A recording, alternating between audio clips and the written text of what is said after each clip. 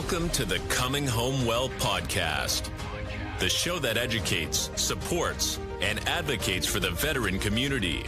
Your host, Dr. Tyler Piron, U.S. Army retired, will bring you exciting conversations with amazing guests about resources, research, and military history, all geared to helping our warriors to come home well.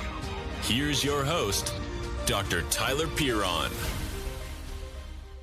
Welcome back to Coming Home Well. I'm your host, Tyler Piron, and today we are getting back to our roots and talking about the transition and leaving military service. Everybody does it. Doesn't matter if it's 3 years in, 20 years in, 30 years in.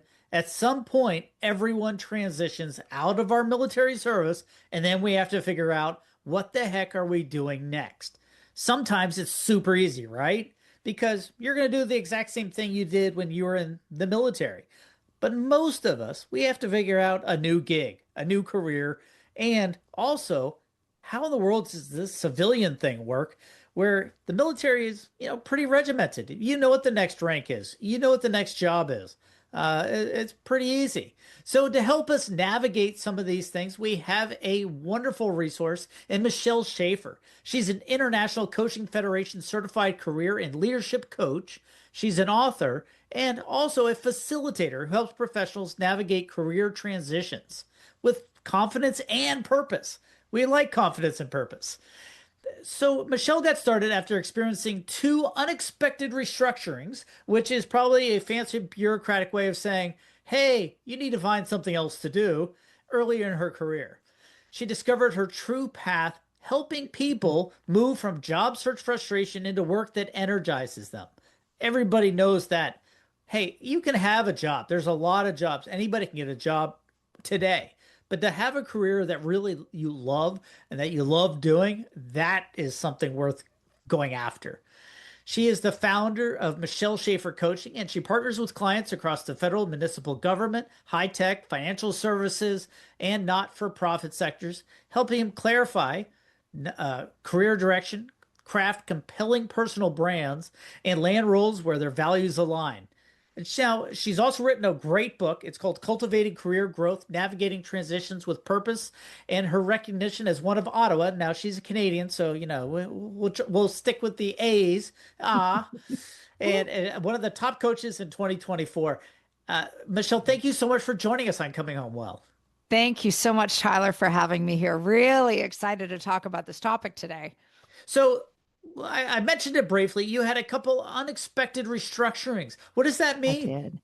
So I was let go twice. I was in financial services. I was actually working for a large national bank here in Canada. And due to a merger and acquisition, there was widespread job loss. And I lost my job along with almost thousands of other people. And so it was that first opportunity after being with this bank for 18 years. 18 years? Oh, wow. 18. So that wasn't like hey, I was there for a couple, 3 years and this happened. No, although it's really funny. I mean, I really believe that we can fall into certain career paths and then stay there, maybe not even intentionally. We just think, oh yeah, this is kind of working out for us. Well, banking started off like that for me. It started off as a summer job and I thought, I'll never do this for a long period of time. And then 18 years later, guess what? I'm only just leaving then. But it was that first experience with being let go that really called into question for me, what do I want to do next? And I had never thought of that before. I mean, I really was somebody who went with the flow in her career. I mean, I started off as, used to be called a teller in the branches, now a customer service rep, and moved through to, some sales work, human resources, and then in learning and development. And when I was let go, I thought, well, I'm not exactly sure where I want to go next. But what I did know is that I didn't want to stay in banking. That was about it. And it really started to make me think about what work really energized me and what kind of environments would I be successful in. And, through a lot of reflection, I, started to think that, I really wanted to get into not-for-profit. I've been a serial volunteer, Tyler, probably since the age of 12. I will We fully love credit those my people. parents. Oh, you know what? Like, my parents are, really brought that into our lifestyle. And it was just like one of the values that was part of our family. And Hmm. so when I was thinking about what to do after financial services, not for profit was a logical next step for me because I loved giving back. And, obviously I didn't want to be unpaid for the rest of my life. I didn't want to be a volunteer only, but I Right. did want to parlay my love of community and my love of volunteerism into something new. And so I went and worked for our Canadian Cancer Society, large national cancer organization.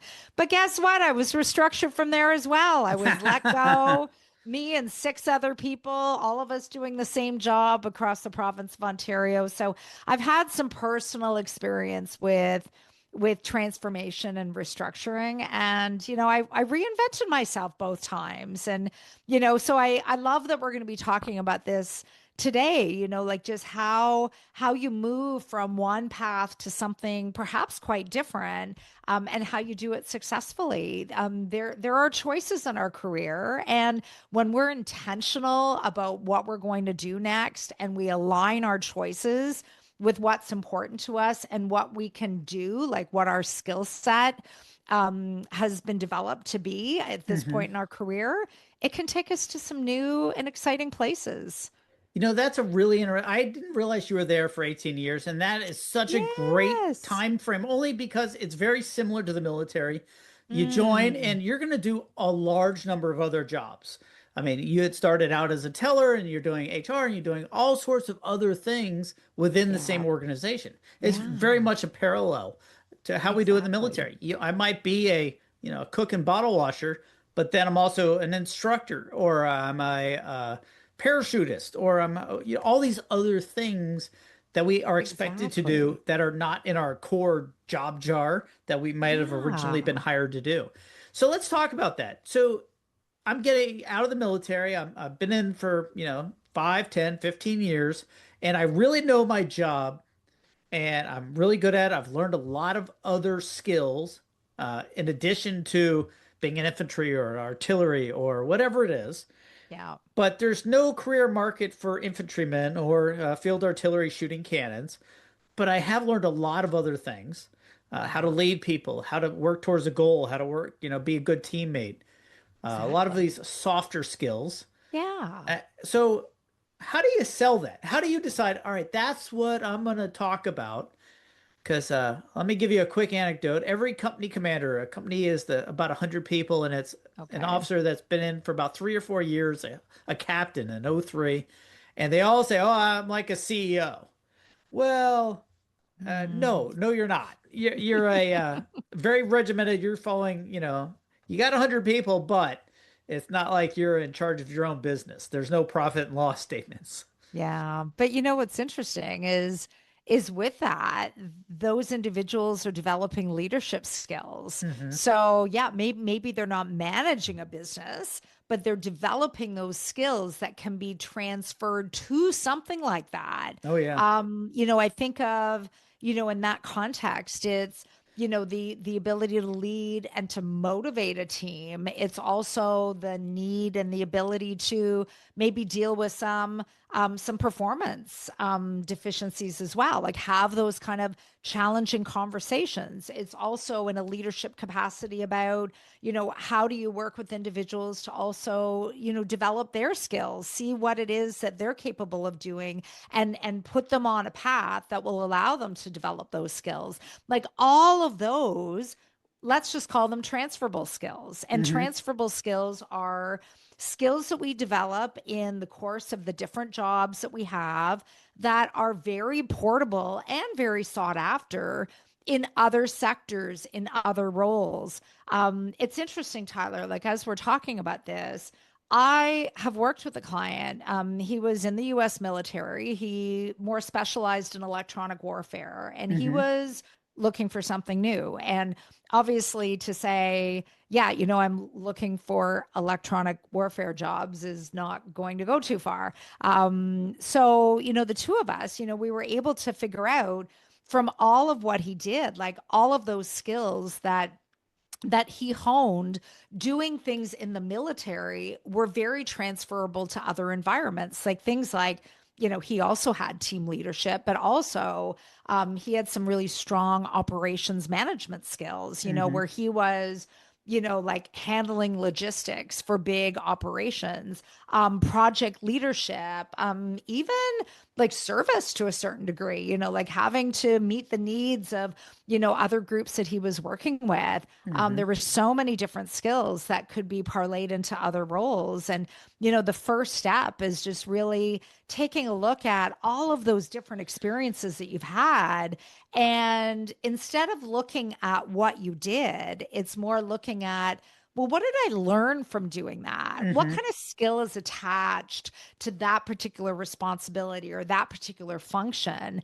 And tabling what all of those transferable skills are, that's going to be a way that you actually market yourself to show that you could be a good fit for something else. It's always interesting the paradigms of what people think the military is like. They see the movies where people are screaming and yelling and throwing things and Mm, making people do push-ups and that kind of, oh, that's the leadership in the military. And sometimes it is, but many times it's not. And sometimes it's a mix of yeah. both. But yeah, Yeah. it's definitely a different skill set when you're all have that shared understanding of, ranks and roles and responsibilities and authorities and all those things. And I think it's difficult for most military people to really translate that into something that a Yeah. civilian employer would go, oh, I want some of that. I want some of those skills that you have. So, how would Yeah. somebody be able to translate that into something that is needed in a civilian organization and not thinking, hey, full metal jacket, someone drill sergeant screaming or something? Yeah, absolutely. I mean, I like to think of there's two vehicles to represent that, that ability to really capture what your skill sets are so that organizations in other sectors will be able to see you as a fit. The one marketing asset certainly is your resume. The other Hmm. marketing asset is LinkedIn. And if you're not on LinkedIn, it is a personal choice certainly to be on social media. But when looking for work, recruiters and hiring managers alike look people up. They want to learn about them even before having them in for an interview. And you could potentially be found for jobs actually, if you have a really full and complete LinkedIn profile. So one of the ways that you can really capture that is to make sure that those skills are really clearly articulated on your resume and in your LinkedIn profile. And one of the ways that if I think of this particular client who was looking for something new, I mean, we actually transformed his resume. We took his chronological resume that included all of his different military roles and all of the achievements under those roles, and we basically took that format apart and we rebuilt it in the form of a skills resume. So, a skills resume Hmm. will clearly articulate what your transferable skills are and also identify all of your different achievements under each of those skills. So now when this individual was applying for new work and he was applying for jobs that needed the project leadership, needed team leadership, needed some really heavy operational management skills, he was able to represent that not only did he have those skills, but he had some achievements with results that showcase that he was really good in his job. So, Hmm. half the battle is just how you represent yourself. And I find, making sure that you have the right format of your resume can really open up the door to being seen as a good fit for other organizations. We could probably have 5, 6 shows all about resumes. Easily. Because it's amazing how much AI and the online, because I've been looking and I've talked to a lot of folks and military and government until recently, if you didn't have the magic keywords somewhere in your resume, you Yeah. weren't considered. And so it Yeah. needed to be exact. Like, oh, I can use Microsoft Office. Oh, I'm sorry. We need someone that can use Microsoft Word. Well, Yes. but Word's part of Office, but you didn't say that. And I so know. it was crazy. And so now the government has changed it to its 2 pages, which is reasonable like everywhere else. But Yeah. that's really hard for people that are used to, I'm going to document everything. And I've literally Yeah. sat on hiring panels with 14 and 15, 16 page resumes. They Yeah, were that's really way good. too much. It is. But that's what you needed to make it through the initial screenings. Yeah. Um, so as you're instead of talking about resumes, but there's a lot we could talk about, and we'll touch Oh, on it. we could unpack so much there. I have a That's a couple big more questions topic. about resumes, but we'll get to those in a minute. But you were talking about building your personal brand, and that's Yes. something I think is going to be a hard thing for a lot of military people. Um, we're not great at boosting ourselves. Mm, Hey, we did this, the team did this, the yeah. organization did this, not Yes. I did this. And there's a LinkedIn lunatics. I don't know if you've ever seen them, but it's people that are over the top of on LinkedIn. They're just like it's so crazy. And then There's there's a the other few. edge where most people in the military are going, yeah, yeah, well, I was part of a team that did this, and Yeah. not really, really boosting themselves and building their own personal brand. So what Yeah. does that look like? In like, especially when we're talking about this, and you're right, like when you're talking about your achievements in the context of an interview, the interviewers, like the panel, can only assess you based on what you say, even if they knew you. They can only, assess what it is that you've actually done and what you articulate. And so, a really good way I find in an interview to honor the team, but also to isolate your own contribution is, it's perfectly okay to say, I was part of a team or this was a team effort. What my contribution was, X, Y, and Z. So Hmm. then that way you're not saying, well, it was only me. You're still saying it was part of a team, but you're also isolating your own contribution. And, unless you say it, people don't know about it. Right. And, in an interview, they can only, like, they're hiring you, they're not hiring your team, they're actually hiring you. So it's really important to clearly articulate that. But to your point, this can be really hard for individuals. And I find, this is where, talking about yourself, articulating your achievements, takes practice, practicing with somebody that somebody that knows you professionally, somebody in your family, even like just as a way of saying it out loud and building that muscle to be able to talk about yourself. That's Hmm. the only way to move into something new is if we're really clear about what our achievements are, but totally okay to say that you're part of a team as well.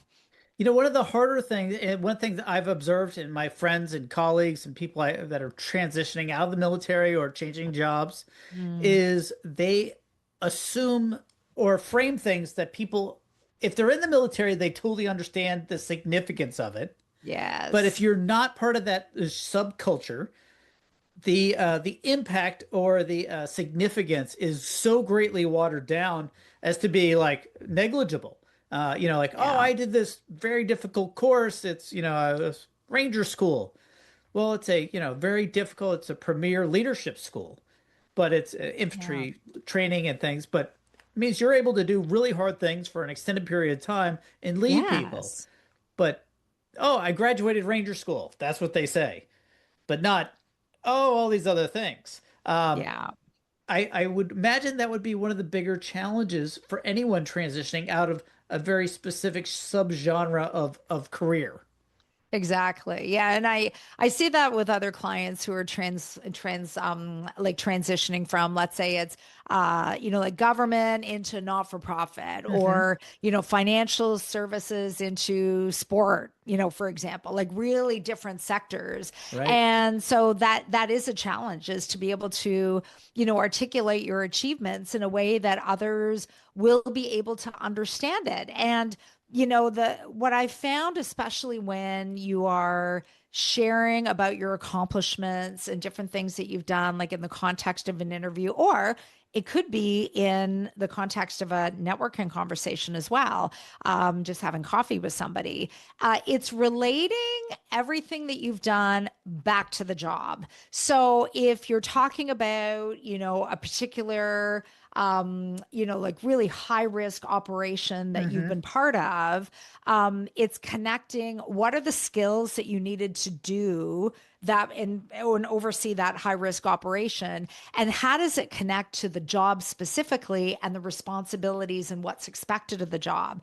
That way you can really make the connections clear. Otherwise, to your point, it's a lot of explanation. It kind of goes over people's heads. They don't really know what you're talking about. But the more that you draw those parallels and make those connections, it just makes it so much easier for people to say that, yeah, you know what? Like maybe you don't have the exact experience that we're looking for, but you've developed the same skills just in a different environment. That's a different conversation. It's not, oh, you're not qualified. It's you are qualified. It's just that you developed your skills in other places and other roles that are quite different than the role that you're applying for. So when we bring those two things closer together and make sure that there's not a gap, widening the two of them, then it just makes it so much easier for whether it's a recruiter or a hiring manager to see that you are a fit for this job. You have developed those skills. Maybe you've applied them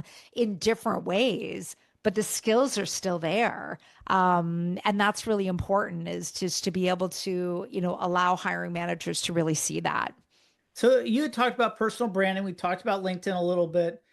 How Yeah. important it is to find people in that new genre that you want to go into, and Yeah. how would you go about doing that and Oh, sort of getting that's that conversation? such a great question, because what we're talking about here, of course, is networking. And not everybody likes networking, not even hearing the word networking. I know the clients that I work with, as soon as I even mention that word, it can, really cause people to just, kind Break out of in the their eyes sweat. glaze over, they freeze because it's new. Maybe they've never had to do it before. They've never had to, really have conversations with people in order to find new work. So what I do is I reframe networking to just say, this is a conversation. Yeah. And we have conversations with people all the time. Like maybe you have a neighbor that's moved in beside you, or, like you're meeting a new, like a family of like your, like your kids' parents or anything like that. We're meeting new people, we're having conversations all the time. Network is really just research through conversation. It's gathering information and learning about things in order to inform our job search. So it is very important to seek out people who are in, the sector, the industry that you're really looking to get into. And I would say, Tyler, you mentioned, of course, my career transitions well early on. The biggest mistake that I made when I was transitioning from financial services to not for profit is I looked at my network. And what Yeah. that meant was I just looked at the people I knew. I'm like, well, my whole Everybody's in network is financial in. services. Exactly. Yeah. Like my network was in banking. I don't have anybody in not for profit. I think I knew a couple of people, and I did. I reached out to those few people, and then I thought, well, okay, and now who's going to help me? I don't have anybody to help me. And it wasn't until I realized that I needed to look through my network, which means, like Tyler, you probably know hundreds of people, and those people know hundreds of people. Well, any of those hundreds and hundreds of people might be able to help you. So I realized that moving into not for profit, I didn't just need to ask the people I knew in not for profit. I needed to go to my banking contacts and say, hey, do you know anybody in not for profit? Could I talk to one of those people? And that's where the magic happened, is that people in the banking world, even though they weren't in the sector I wanted to continue on in, they all knew people and they were able to connect me. So it's very important to seek those people out. Like in LinkedIn terms, what we're talking about here are engaging your second degree connections. So second degree connections is when you have a mutual connection, but you don't know the other person and they don't know you, but you have somebody in common So ask the person in common to connect you to, I'm even going to say when you apply for jobs, like, we were talking just a little bit about AI and the role it plays in, creating your application. It's almost now not good enough to just apply online because you are competing with maybe 1,000 other people for the exact same job. Mm-hmm. And that's a lot of people to be competing for. For a Now, if job you that may or engage, may not exist. yeah, well, yeah, exactly, right? Oh my gosh, yeah, there's a Or they lot. already have someone in mind. And that happens too, right? They have to post a position, but they've already got a buildup of people. But when we even just simply, when we apply for a job online, when we consult with our network, again, remembering those second degree connections, when we ask those people to get our resume into the right hands, that's where the magic It happens. is. Now, all of a sudden, you're referred in. You're going to be out of this big, big, big pile of maybe the 1,000 people. You're going to be in a much, much smaller pile of hopefully people who get an interview. So, reach out. It can be really uncomfortable. I do Mm-hmm. find like networking is something that creates anxiety for people because they and there's all sorts of, I'm going to call them limiting beliefs at play. Like these are the assumptions and judgments that stand in our own way. We Mm-hmm. we stand in our own way with our limiting beliefs. And so one limiting belief is, well, I can't ask people for a coffee chat because people are too busy, or I can't reach out to somebody senior in an organization because why would they want to talk to me? Or I've never done this. I'm not good at it. Therefore, I'm not going to do it. All of those things it keeps us in our own way. Meanwhile, the reality is people do want to help. Even if they're Mm-hmm. busy, they still want to help. They just want to know how to help. Especially if it's somebody that, helping a friend of theirs. Yes, yeah. I mean, people want to know, they want to know what they can do to help. And even people, the most senior people at an organization, even the CEO of an organization, well, they didn't get to be the CEO without networking. They didn't get to be the Yeah. CEO without asking for help, asking for coffee chat. So it is okay to reach out to those individuals. Mm-hmm. And that might be different, especially from the military, It's where huge. You don't do it. you wouldn't do that in the military, but in the private sector, for example, you can totally do that. So the rules are a little bit different, Mm-hmm. certainly, and it allows you some flexibility to have conversations. And if the whole idea of asking somebody and sitting down and learning about them, like networking is about learning about the other person. It's not about pitching yourself, although you usually get a chance to do that. Right. But it's really your way into that conversation is, I want to learn about your organization and I want to learn how you got into this job. What career path did you follow? Learn about the other person, because how networking works, it's kind of like being on a podcast, Tyler. Like people love talking about themselves. You just have to ask them. Yeah. No, it's very much. As you were talking, I was thinking about my wife, and she's never interviewed for a job in her life. And Wow. she's literally she was in the military, and she had worked with some folks, and he had started a business, and she just made a phone call and say, "Hey, I'm looking to do this." And boom, like Yeah. without even a conversation, like, he just knows her well. And oh, yes, let me call Bob. And boom, she had a job. In fact, Yeah. the manager at the place where she was going didn't want to hire her. But Wow. he's like, no, no, she's showing up on Monday, and yeah, that's good. You're going to make it work. And It's a boom. skill too. And it was just over the years, that's what reputation went ahead of her. But Yeah. it's also a much smaller niche area of work. So, your reputation can precede you. But Exactly. it was one of those things that she hates interviews and things like that. Would not Her be and a great. lot of other people. But when you think of it as, hey, I want to talk to my contacts who might know Yeah, somebody, that's a whole different thing. Because, it we is. all have contacts. We call it my guy list. There's a whole song about it. I got a guy for that. Yeah. Yeah. I keep a list of like my handyman, my wood delivery guy, the plumber, like somebody who does Yeah. drywall. I got a guy for Exactly. that. And developing that list of people you can trust to reach out just for like household things is important, but it's even more Exactly. important Well, when you're and trying to find a new people, job or trying to find a new career. And you yeah, don't know the width and breadth of people. So yeah, asking is a huge exactly. thing. Well, I mean, I've got a short little story to tell you that actually Yeah. highlights the importance of that, which is a client of mine, even this summer, non-military client. He had applied to a large national organization online. So, he customized his resume. He had the skill set. He had done all of the things to make sure that his resume could be seen. He found out when he applied online a few days after he was getting rejected. No, he's not getting an interview. Got a standard, note from HR.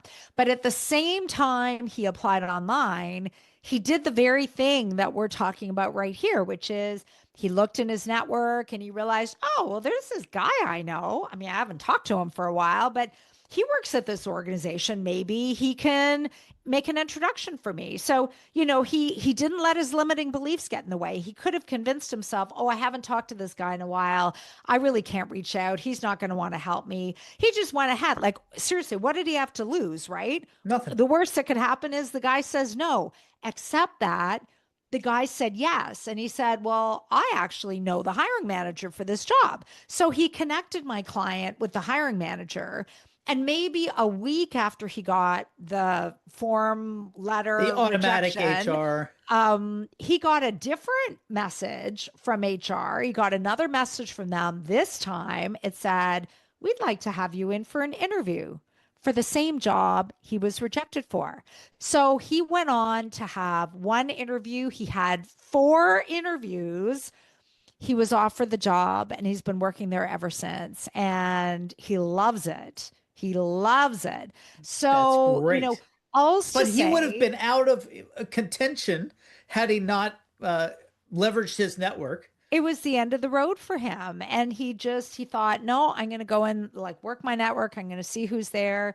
And so the simple act of asking, I mean, even if it felt a bit uncomfortable for him, he did it because, Hmm. one of the things that I'll say is if you don't ask, you don't get. Like Right. if you don't ask for the meeting, you don't get the meeting. If you don't ask somebody to get your resume in the right hands, guess what? It doesn't go anywhere. So, Yeah. there's not like the worst thing that can happen is actually like that you don't gain any traction, but you're not going to be far behind. You could be very far ahead. So asking people to get your resume in the right hands, make introductions, or even just sitting down and having a coffee chat, learning about their sector, learning about the trends, learning about the challenges and the priorities. But then you also need to have a way of talking about yourself. And this can get tricky because you want to be able to frame your experience in a way, again, that the other person can understand, Hmm. really using your transferable skills as the base for answering that question. Tell me about yourself and be clear about what you're looking for. I find when you reach out to people in your circle, it's not about just reaching out to anybody because that's kind of like throwing darts randomly at a That's the dartboard. LinkedIn. Hey, I'm open for work, and you expect people to reach out Yeah, to you.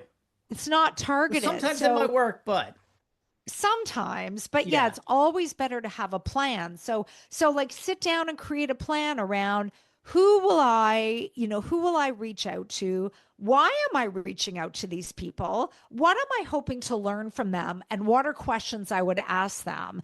And with that, brainstorm another list. What are the organizations I'm targeting? Who's my connection in? And same thing, what's my intention behind that meeting? When you have a plan and you have a way of talking about yourself when the time comes around to you, you can feel more confident and more comfortable about having these conversations, even if this isn't something that typically comes naturally to you. So we've talked about a number of things, building your personal brand, leveraging your contacts. I think that's a less scary way of saying, networking. Because when I Yeah. think of networking, I think of very superficial kind of mingle events, that some HR people have put together. And that's really not what we're talking about. It's No, really one on one. working your contacts to make Yeah, those connections. People exactly. that Exactly. know you and are willing to put in a good word, even if they only know you tangentially, like, oh, I've heard he's a good guy. Okay, that actually goes really far because there's a It lot of weird can. people out there.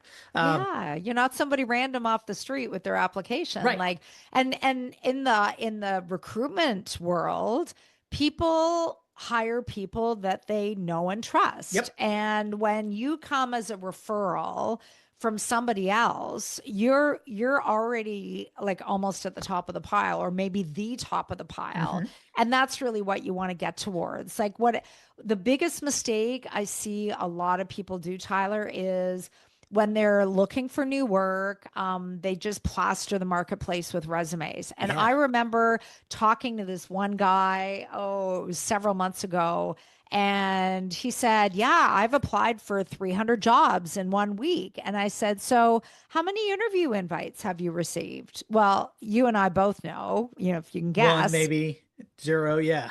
zero, right? Because he had no target, he had no plan, he was just cascading the marketplace. So, one thing that I do find can be helpful, like in addition to obviously leveraging your network, is and this can be really helpful for your listeners too, especially if you're not really sure what you're going to move into next, is you're at a point right now where you can move into something else that really aligns with your own career priorities. And the first step in all that is figuring out what those career priorities are. So, I like to I think love of, that you're going into this because that was my next question. oh, I literally like, so oh, as I'm transitioning, perfect. how do I know what are the steps to figure out not just the job? Because obviously, getting Yeah. money and living is important, Yeah. but figure out what is it I want to do when I grow up, and that's what we refer to it as. When I, Yeah. grow up and stop playing soldier,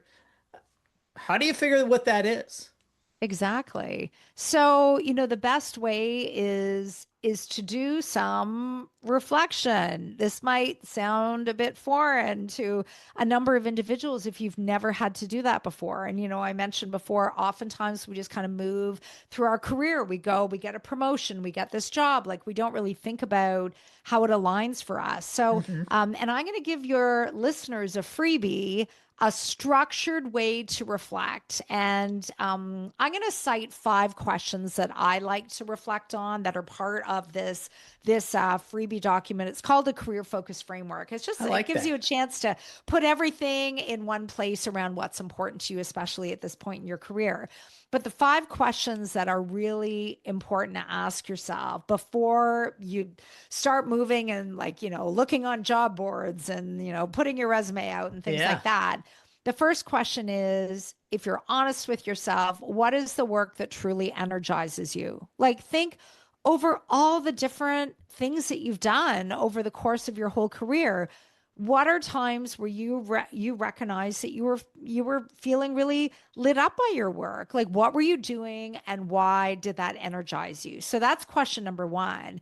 Question number 2 is the flip of that. What is the kind of work that you could be very skilled at? Maybe you're even known for, but at this stage in your life, it drains you, feels like an obligation, and you maybe even procrastinate over it because you don't want to do it. Being honest with yourself, that way you can intentionally make sure that your next career path doesn't include a lot of those things.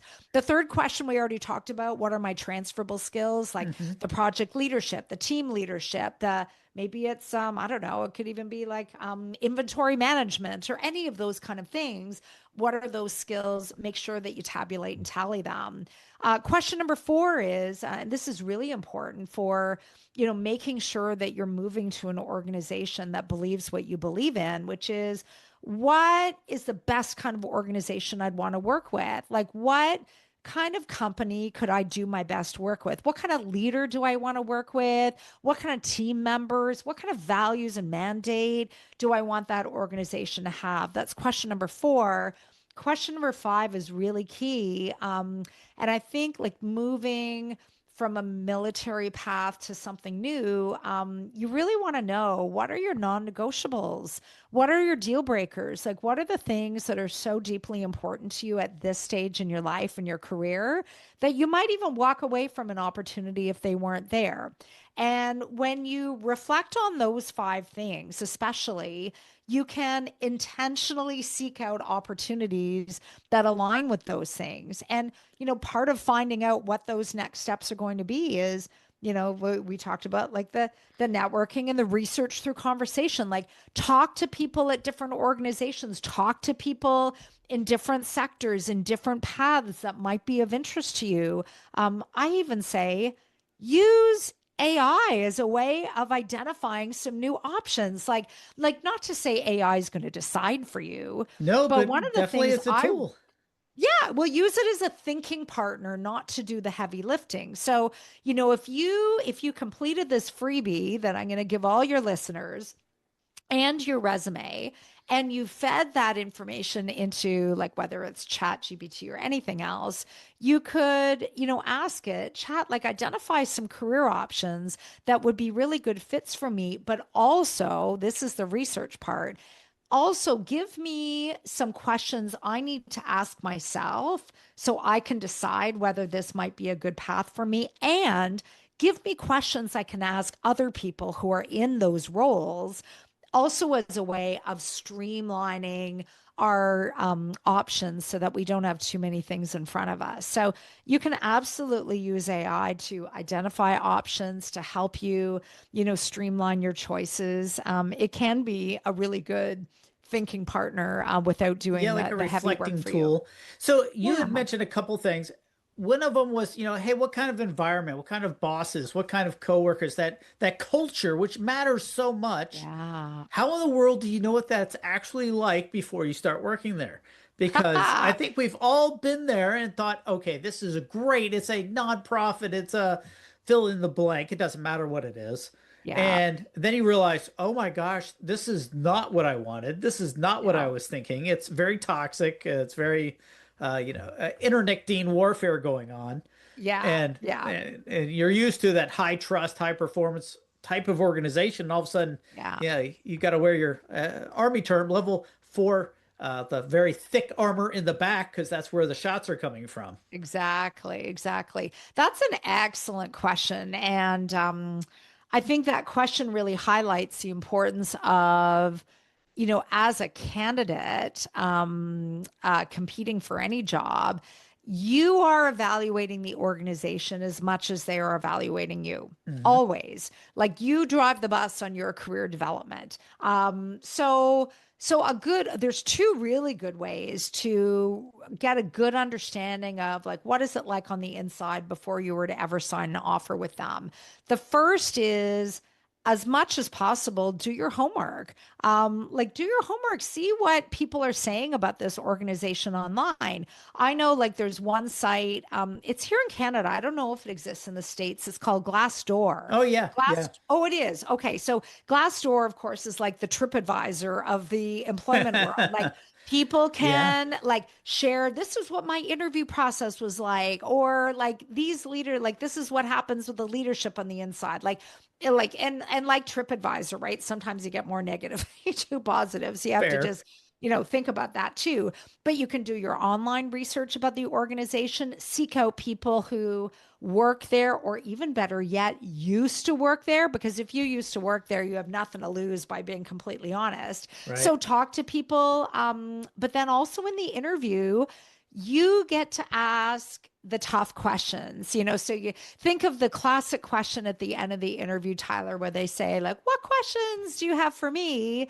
You don't just want to say, oh, so what are the next steps? Although that's valid if they haven't talked about that, but ask some questions that get underneath the things that are really important to you. So if, like, not being micromanaged is important to you, you're going to want to ask some questions of the hiring manager.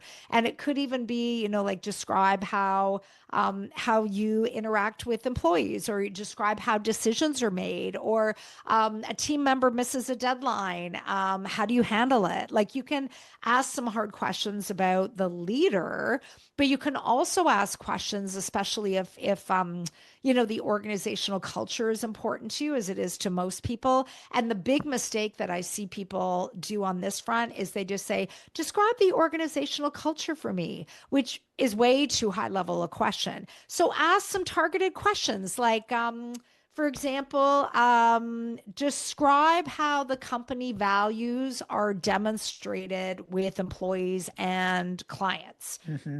That could be targeted, or something like describe what attracted you to this organization and what keeps you here. Like you're going to get some insight on what it's like.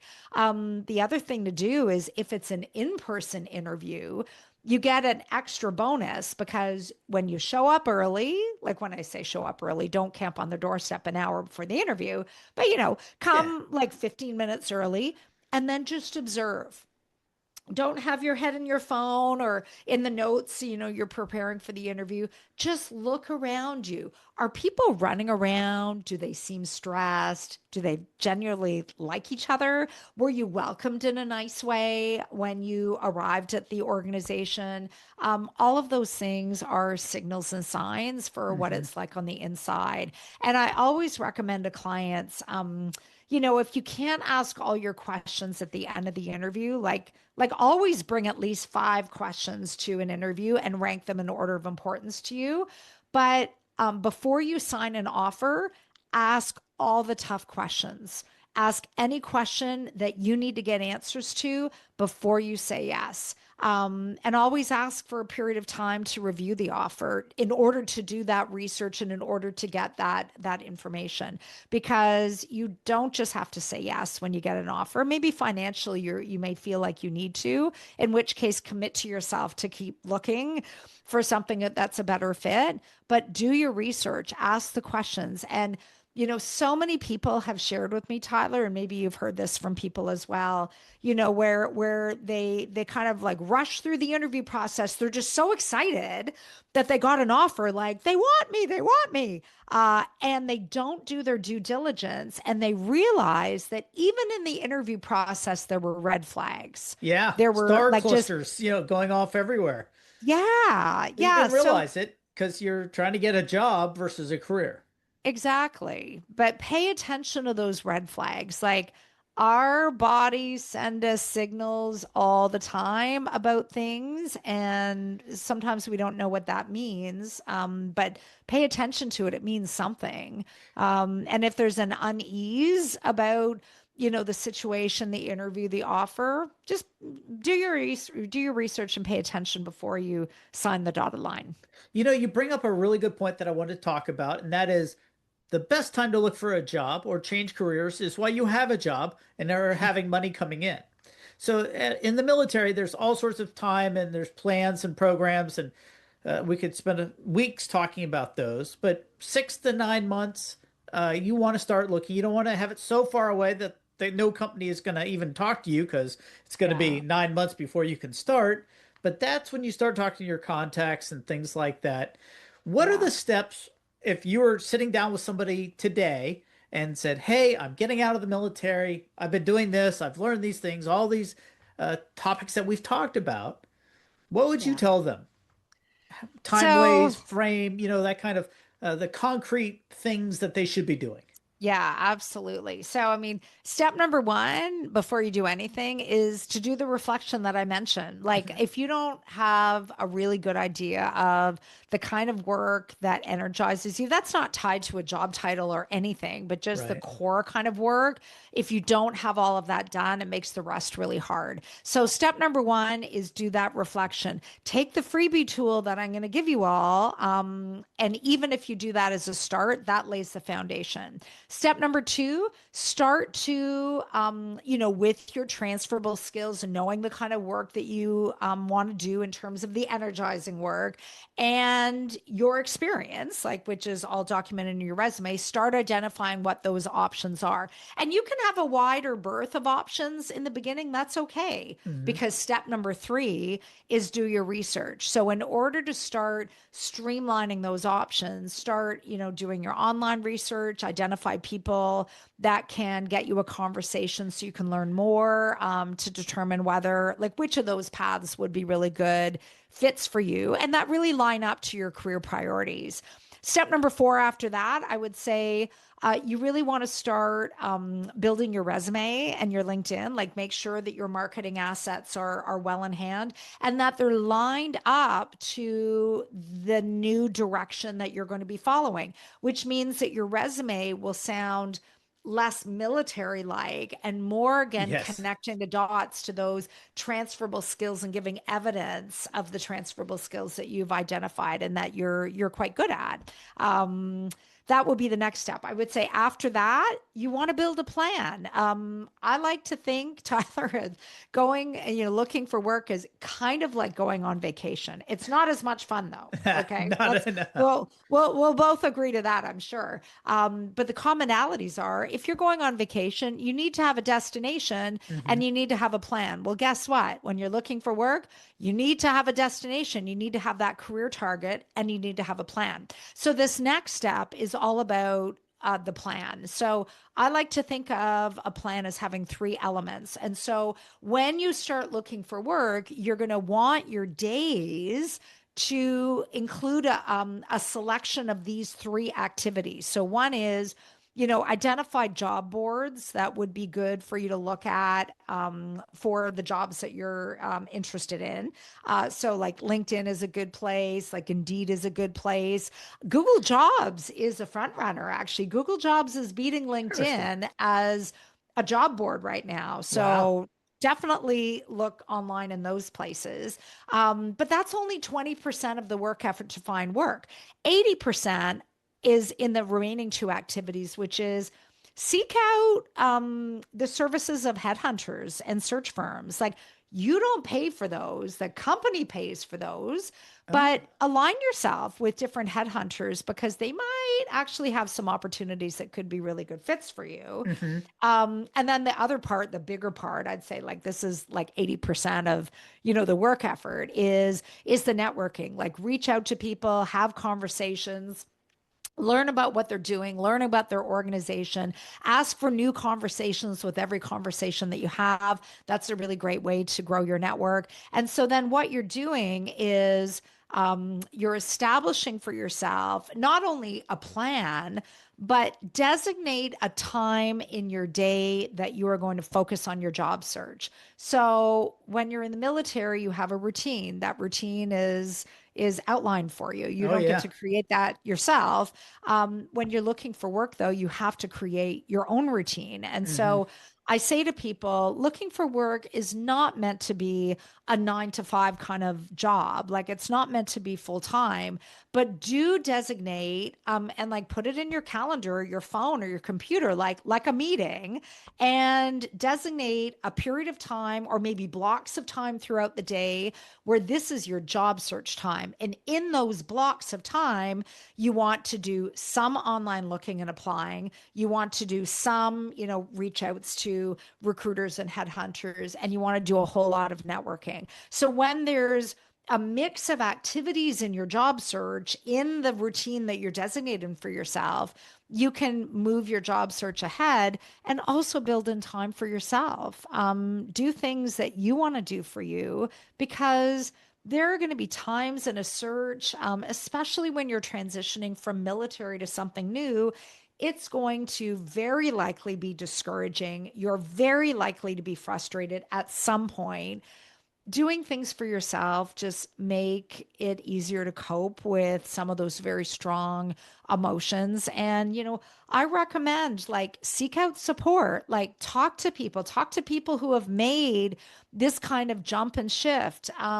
Join job search groups, talk to I friends didn't and know there was such a family. thing. I would imagine there was, but I just never really thought of it. Yeah.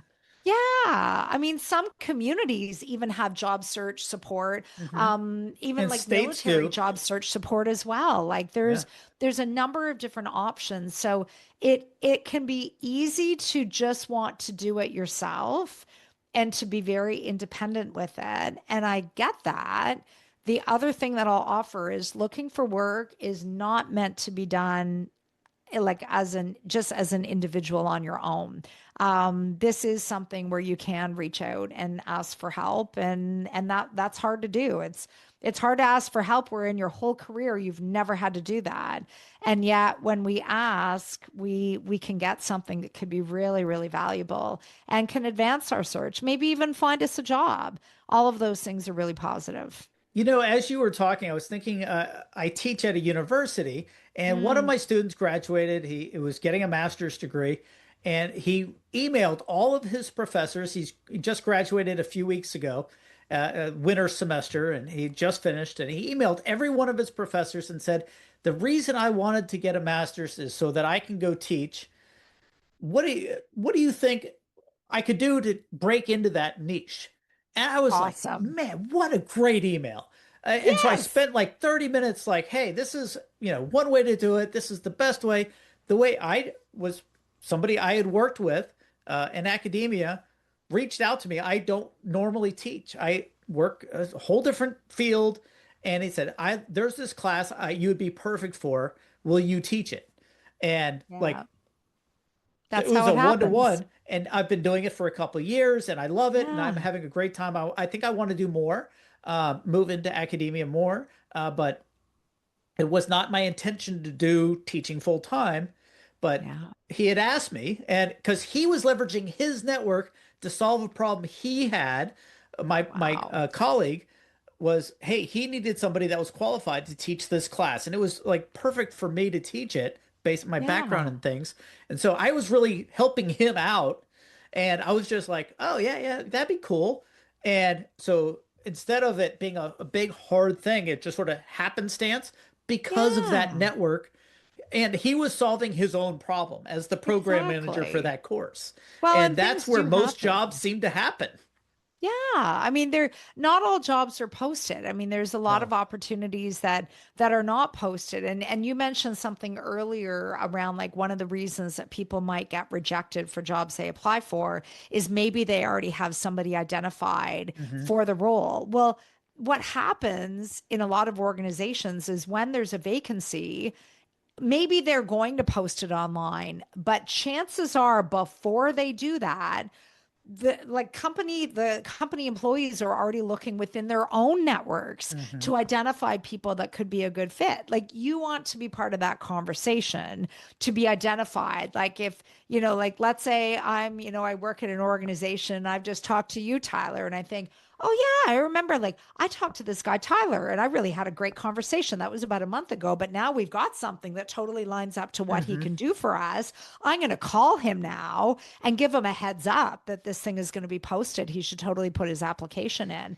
That's how it works. So, if we don't reach out, if we just try to do it ourselves, we're not going to get too far because us as just one resource is going to be very limited. Yep. The power is when we look outside of ourselves and we start to look at, what I mentioned earlier, looking through the network instead of just at it and see there's so many people that can make connections and there's so many things that happen in casual conversation. Like I've had a client who I remember she dropped her son off at a street hockey game and she started talking to the That dad of doesn't her happen in son's friend. Canada, does it? Street hockey games? Hockey, I know.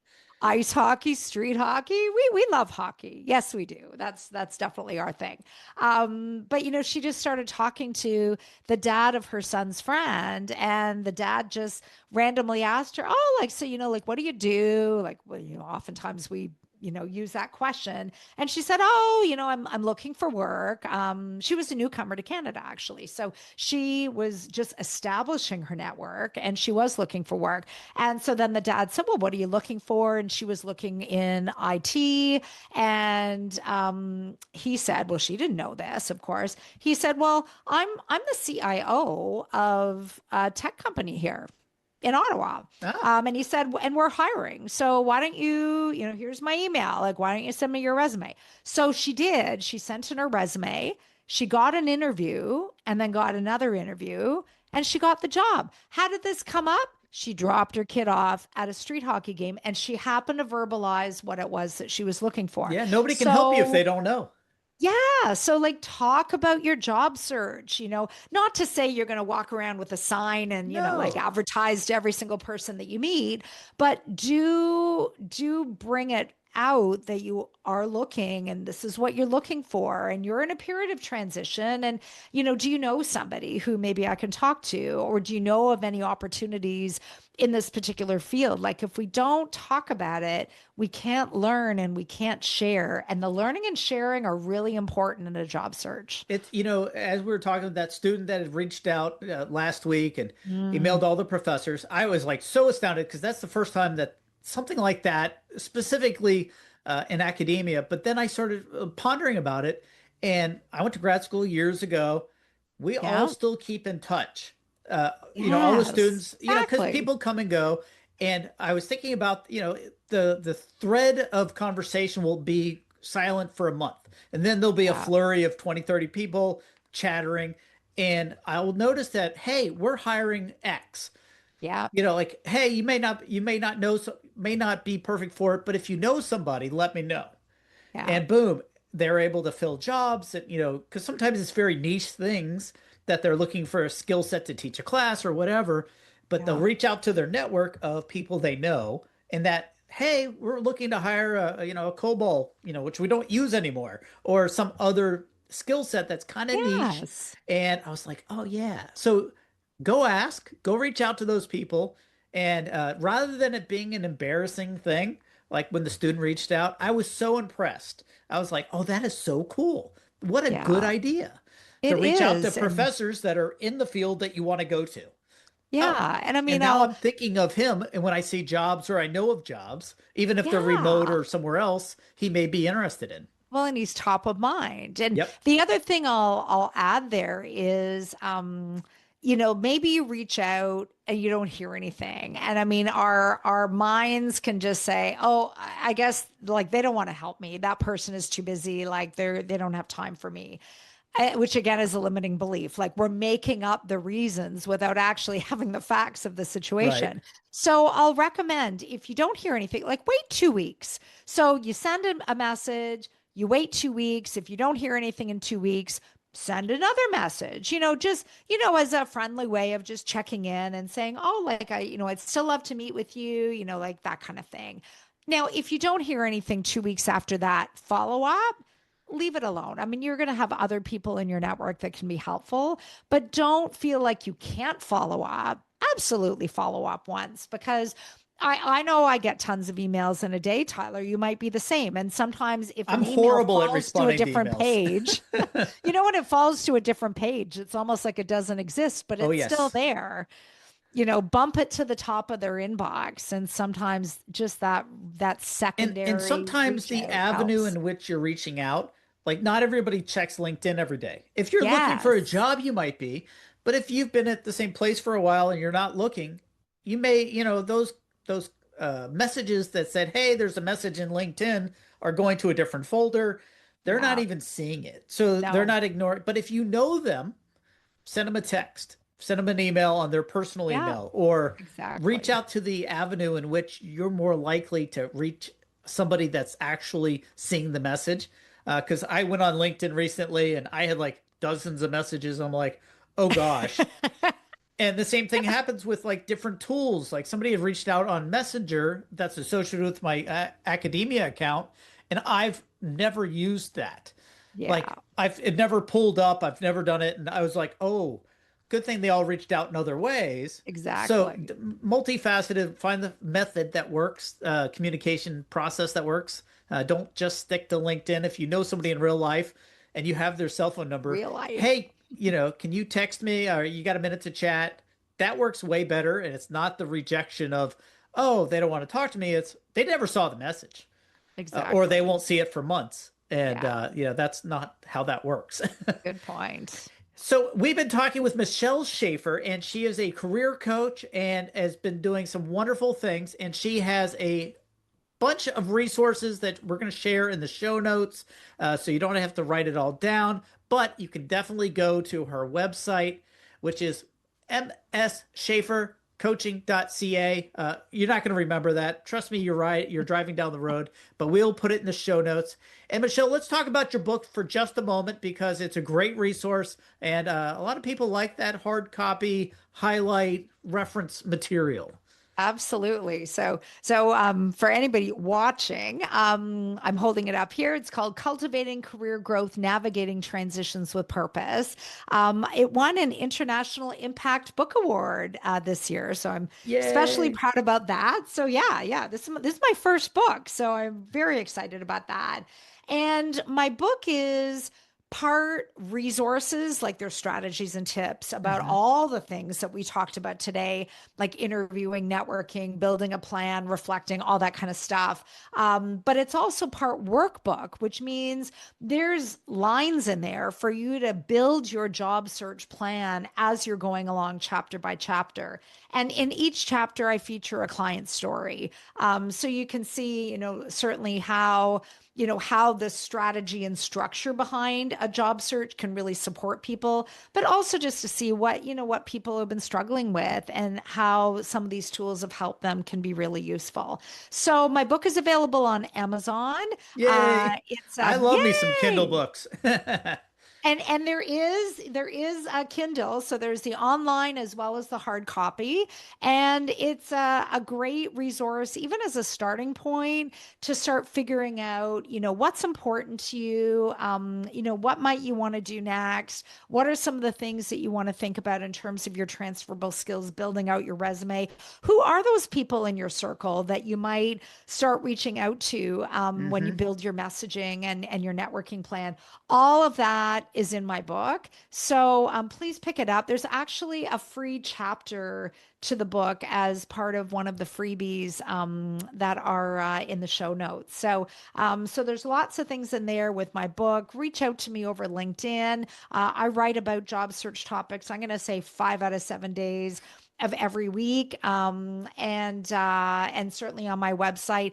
If you are right now already starting to think about what you want to do next, and maybe you're, got a lot of questions, or you just really want to, ping off of somebody else, in the show notes as well, there's a chance for you to just book a complimentary 30-minute conversation with me, and we can certainly talk about where your job search is at. So lots of good resources in there for people, and certainly the book is one of them.